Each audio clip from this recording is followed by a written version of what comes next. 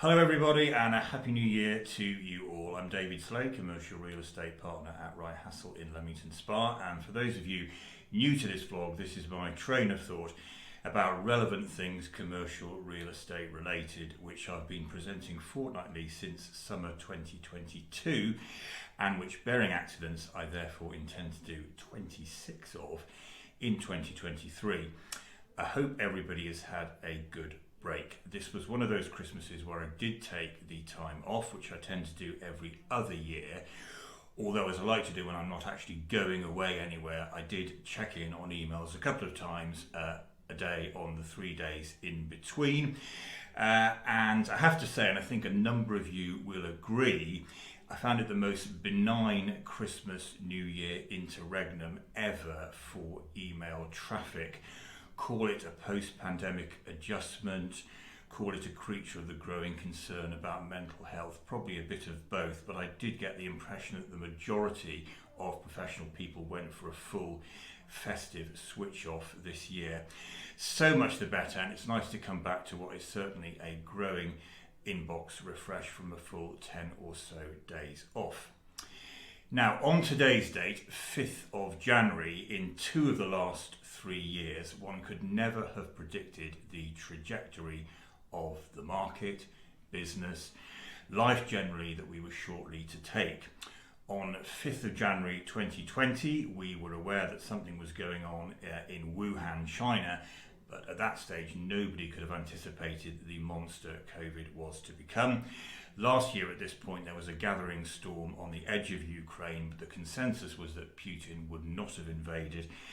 And of course we also had the tumultuous political events in the UK that entertained, in inverted commas, us from the summer onwards.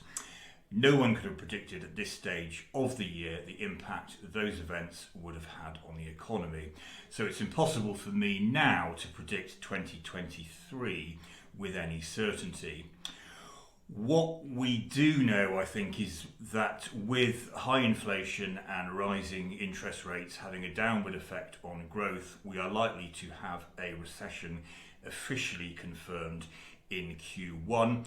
What we don't know is how severe that will be, but I take some encouragement from the early commercial real estate forecasts that are in the public domain on the internet from such as CBRE and Collier's, which indicate that the recession will be moderate, with inflation falling from Q2, leading to a recovery in investor confidence.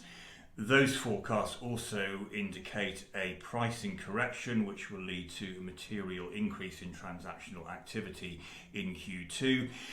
And their forecasts as well expect a return to GDP growth by 2024.